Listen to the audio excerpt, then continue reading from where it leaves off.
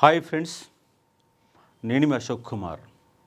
ఇక్కడ చూడండి, మరో ప్రభుత్వ హత్య. ఈ నిరుద్యోగి ఆత్మహత్యకు కారకులు ఎవరు? ప్రభుత్వ హత్య కాదు, ఇది రాజ్య హత్య. ఎందుకంటే ప్రభుత్వాలు మారుతున్నాయి, మారందల్లా నిరుద్యోగి యొక్క జీవితం.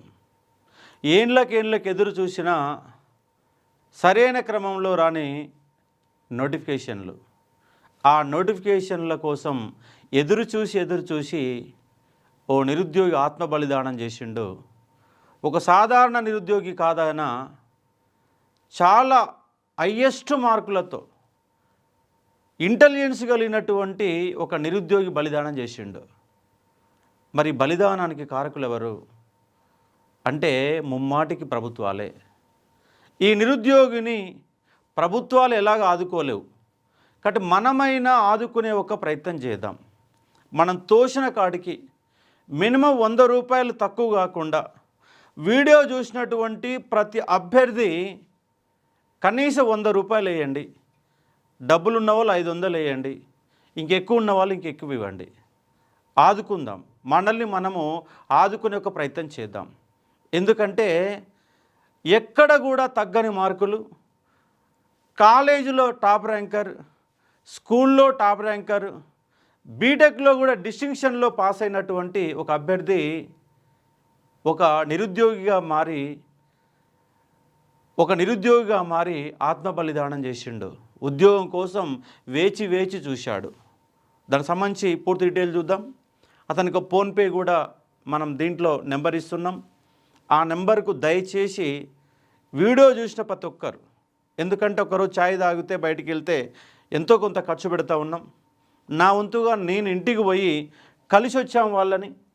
దిల్సుఖ్ నగర్లో ఒక 300 మంది విద్యార్థులం భారీ ర్యాలీ తీసి, కొవ్వొత్తుల ర్యాలీ తీసి అతని ఆత్మను కూడా శాంతింపజేయాలన్న ఉద్దేశంతో మేము ప్రయత్నం చేశాము. మా వంతుగా మేము ప్రయత్నం చేశాం.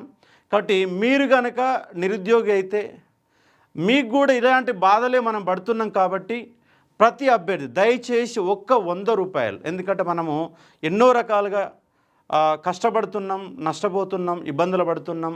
కాబట్టి ఆ ఇబ్బందులు ఏందో మనకు తెలుసు. కాబట్టి ఈ కుమారస్వామి కుటుంబాన్ని తలా ఒక చేతేస్తే ఎంతో కొంత అది మనీగా మారుతుంది. కాబట్టి ఆ పెద్ద మనసు వేసుకొని ఇవ్వాలని చెప్తా ఉన్నాను. ఇతనికి సంబంధించినటువంటి పూర్తి డీటెయిల్స్ ఇప్పుడు వీడియోలో చెప్తాను. నెంబర్ కూడా నోట్ చేసుకోండి. 9492109450 బండారి కుమారస్వామి. ఎవరైతే ఆత్మ బలిదానం చేశారో అతని ఫోన్ నెంబరే. ఎందుకంటే వాళ్ళ భార్య దగ్గర మరో ఫోన్పే నెంబర్ లేదు, వాళ్ళ నాన్న దగ్గర ఇంకో నెంబర్ లేదు, వాళ్ళకి ఎవరికి ఫోన్పే లేదు, ఆయన ఒక్కరికే ఫోన్పే ఉంది. ఆ నెంబర్ ఇప్పుడు వినియోగంలో ఉంది. బ్యాంక్ అకౌంట్లో డబ్బులు పడతాయి కాబట్టి వాళ్ళు దానికి సంబంధించినటువంటి చనిపోయిన ధృవీకరణ సర్టిఫికేట్ ఇస్తే ఆ బ్యాంకు వాళ్ళు డబ్బులు ఇస్తారు. కాబట్టి దయచేసి మనిషికి 100 రూపాయలకు తగ్గకుండా మనసున్న వాళ్ళు 1000 రూపాయలు, 2000, 3000 ఇస్తే ఇంకా సంతోషమే. ఎందుకంటే ఇతను ఒక బ్రిలియంట్. ఎందుకు బ్రిలియంట్ సార్ అంటే కొద్దిగా క్లోజప్ మార్కులు చూపెట్టు మిత్రమా. ఇక్కడ చూడండి, 10థ్లో 540 మార్కులు అతనికి ఎప్పుడు 2007లో వచ్చినాయి. ఏదో నిన్నమన్న వచ్చిన మార్కులు కావు.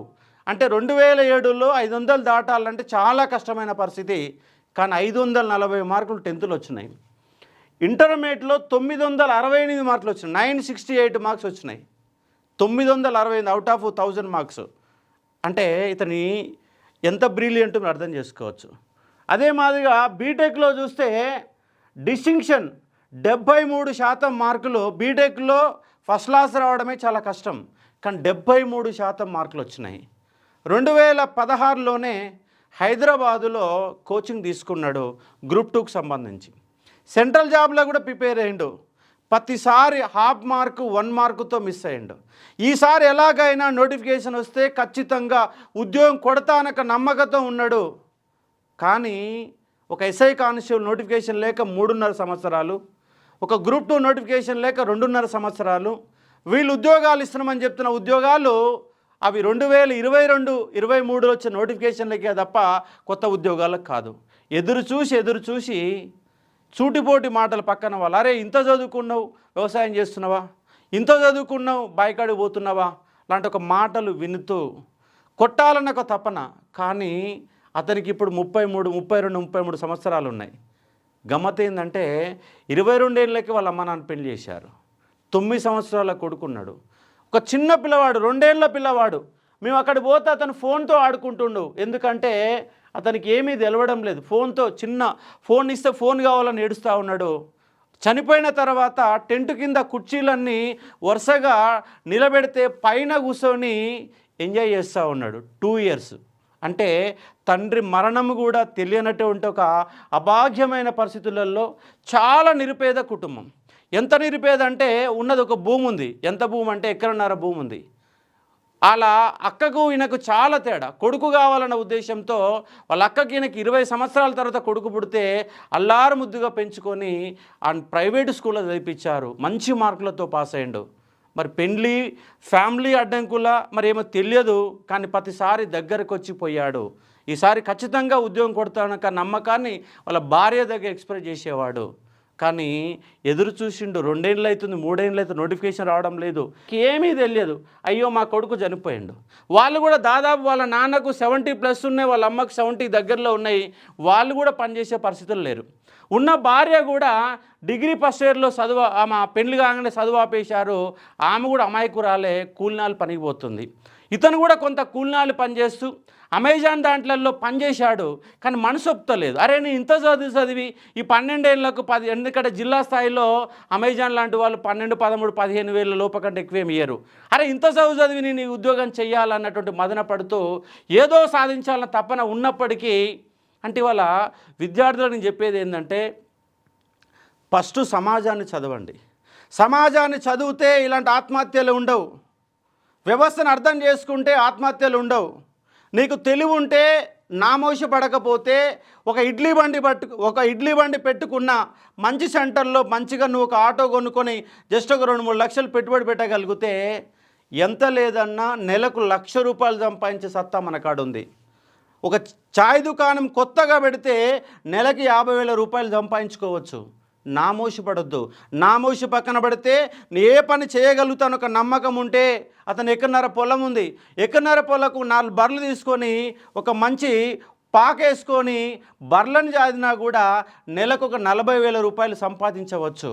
మనసుంటే మార్గం ఉంటుంది. కొత్తగా తయారు చేసి ఏదైనా సాధించవచ్చు. కాబట్టి దయచేసి నిరుద్యోగుల చేతులెత్తి దండం పెట్టేది ఏంటంటే, ఏ ఒక్క అభ్యర్థి కూడా ఆత్మ బలిదానం చేయొద్దు. ఆత్మ బలిదానం చేస్తే కుటుంబం రోడ్డు పాలవుతుంది. నీ అంతలో నువ్వు పోయినావు. ఆమె యొక్క పరిస్థితి ఏంది? చిన్న పిల్లవాడు, 2 ఏళ్ల పిల్లవాడు, అభశుభం తెలియని ఒక పరిస్థితులలో మరో 9 ఏళ్ల పిల్లవాడు ఉన్నాడు. నిన్నే మీ అమ్మా నాన్న కష్టపడి ఉన్నదంతా దారపోసి, రక్త చుక్కలు దారపోసి నిన్ను ప్రైవేట్ స్కూల్లో చదివిస్తే ప్రయోజకుడు అవుతావు అనుకుంటే, ఇలాంటి టైంలో నువ్వు కాలం చేస్తే వాళ్ళ తల్లిదండ్రులకు బతికేం కావాలా? వాళ్ళు ఇంకో 10 ఏళ్ళు బతుకుతే ఆ 10 ఏళ్ళు రోజు ఏడుస్తూనే నరకయాతన అనుభవిస్తూనే చనిపోవాలన్న పరిస్థితిని నువ్వు కల్పించావు. కాబట్టి చదువు, గవర్నమెంట్ ఉద్యోగం ఒకటే కాదు. తెలివి ఉంటే అగ్రి ఫామ్ పెట్టుకోవచ్చు, గొర్రెల ఫామ్ పెట్టుకోవచ్చు, చాయ్ దుకాణం పెట్టుకోవచ్చు, ఇడ్లీ బండి పెట్టవచ్చు. తెలివిగా కొత్తగా పెట్టాలా. అందరి లెక్క పాత పద్ధతులు కాకుండా కొత్తగా ఒక చాయ్ దుకాణాన్ని డిఫరెంట్గా నువ్వు రూపురేఖలు మారిస్తే ఒక్క చాయ్ ₹50 కూడా చాయ్ అమ్మే దమ్ము మన కాడ ఉంటుంది. కాబట్టి ఎన్నో మార్గాలు ఉన్నాయి. ప్రభుత్వ లోన్ల కోసం ప్రయత్నం చేయండి. 1,00,000, 2 లక్షలు ఇస్తారు. ఇల్లు తాకట్టు పెట్టినా ₹5,00,000 లోన్ వస్తుంది. భూమి తాకట్టు పెట్టినా మన కనీసం ₹3-4 లక్షల లోన్ వస్తుంది. దాంతో ఏ పనైనా చేయవచ్చు. దయచేసి నిరుద్యోగులారా, మీరు ఎక్కువ మదన పడొద్దు. ఉద్యోగం అనేది ఇంపార్టెంటే, అదే జీవితం ఏమి కాదు. ప్రభుత్వ ఉద్యోగమే జీవితం ఏమి కాదు. కాబట్టి మనసుంటే ప్రైవేట్ రంగంలో కూడా వెతుక్కోవచ్చు. కొంచెం ఇంగ్లీష్ 4 ముక్కలు ఒక 3 నెలలు 6 నెలల పాటు ఇంగ్లీష్ కనుక నేర్చుకుంటే ఎక్కడో ఒక దగ్గర జాబ్ వస్తుంది. కాబట్టి ప్రభుత్వ ఉద్యోగానికి ప్రయత్నం చేస్తూనే బతుకు మార్గాలు తయారు చేసుకోండి. సమాజాన్ని చదవండి, ఏటోరు కాలం చదవండి, సమాజ వ్యవస్థను అర్థం చేసుకోండి. ఎందుకంటే ఇవాళ మనం పనికి మాలిన వాళ్ళు అవుతున్నాం. చదువు రానోడేమో సింహాసనం ఎక్కి వాడికి ఏం చేయాలో అర్థం కావడం లేదు. చదువొచ్చిన వాళ్ళమేమో మన చిన్న చిన్న ఉద్యోగాల కోసం ఎదురుస్తున్న ఒక పరిస్థితి ఏర్పడుతుంది. కాబట్టి సమాజాన్ని మార్చాల్సిన బాధ్యత మనపైనే ఉంది. కాబట్టి దయచేసి ఎవ్వరు కూడా ఆత్మ బలిదానాలు చేసుకో ఆదుకోవద్దని నేను చెప్తా ఉన్నాను. ఒక బ్రిలియంట్ స్టూడెంట్ని ఇవాళ ప్రభుత్వం హత్య చేసింది. ఒక రాజ్య హత్య. ఇదే హత్య అంటే ఒక రాజ్య హత్య. ఈ రాజ్య హత్యలో మనం నిలువరించాల్సిన అవసరం ఉంది. కాబట్టి కలిసికట్టుగా ఉద్యోగాల కోసం మనం ప్రయత్నం చేద్దాం, నోటిఫికేషన్ల కోసం కొట్లాడదాం, సాధిద్దాం. కాబట్టి ఇంకో ప్రైవేటు మార్గాలు కూడా ఉన్నాయి. సొంతంగా మన కాళ్ళ మీద నిలవడానికి ఎన్నో అవకాశాలు ఉన్నాయి.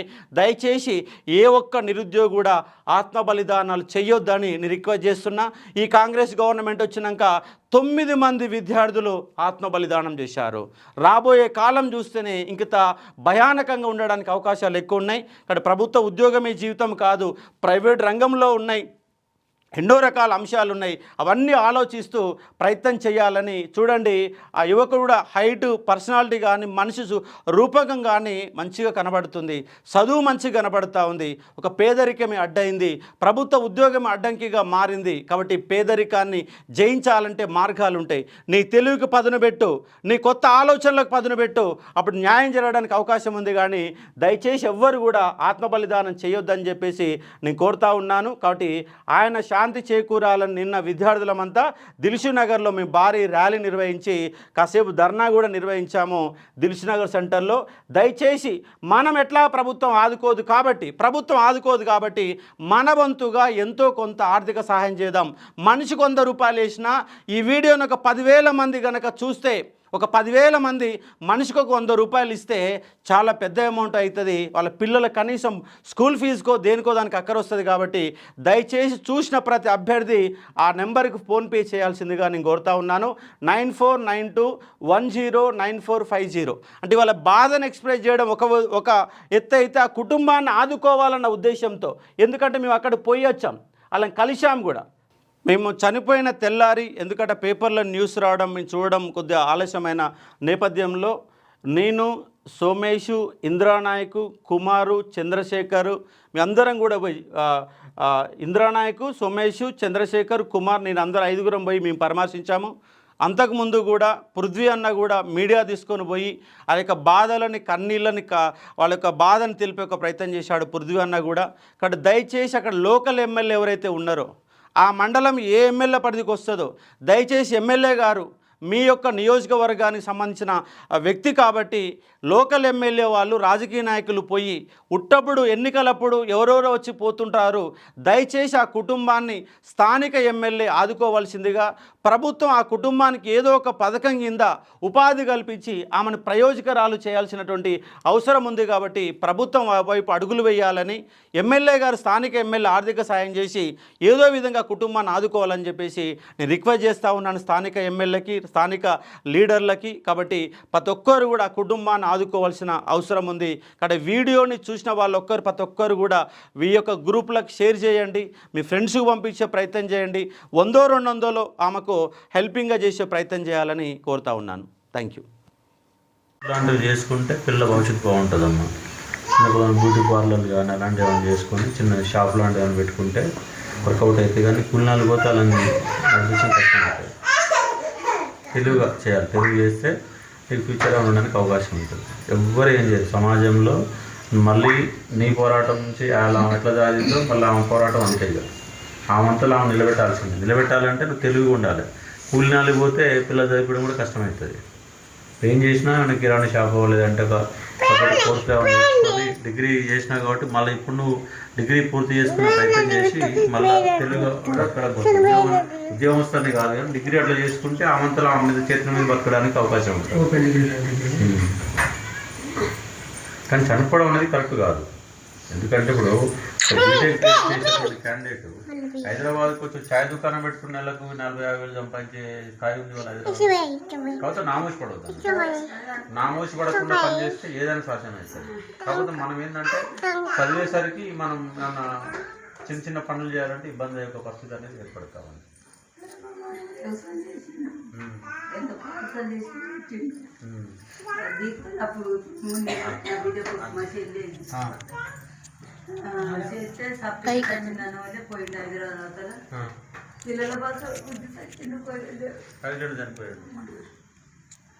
నెలైతుంది నాకు మనవాడు చచ్చిపోయి. ఆయన కూడా ఇట్లాంటి ఇద్దరు కొడుకులు అయిపోయినా నా బిడ్డ గారు ఫోన్ మాట్లాడింది హైదరాబాద్ నుంచి. మన తమ్ముడు చింట ఒక్కటే అది మరొకపోతే ఇది పడేనే అని ఎడుతుంది.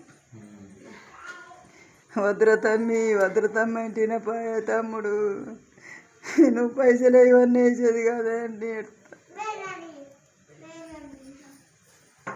చింటి పైసలు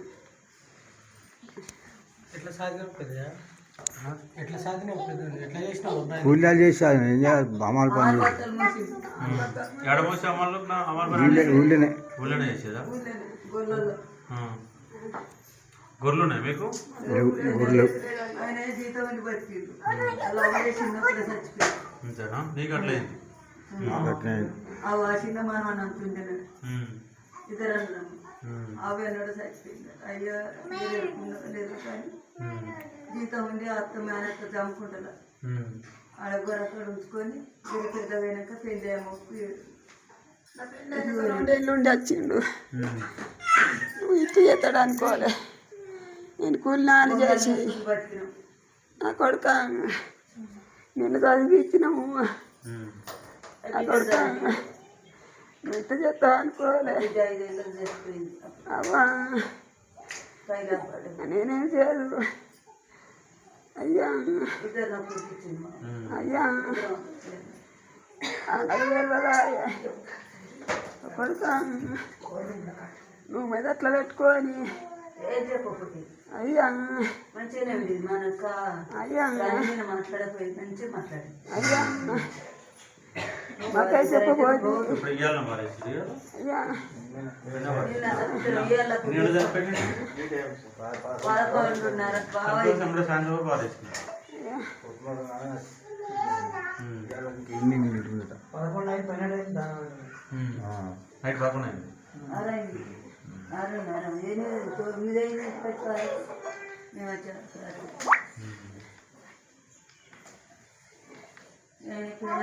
అప్పుడు నా కొడుకు అనుకొని అన్ని తయారు ఫోటో ఆ ఫోటో తీసుకో.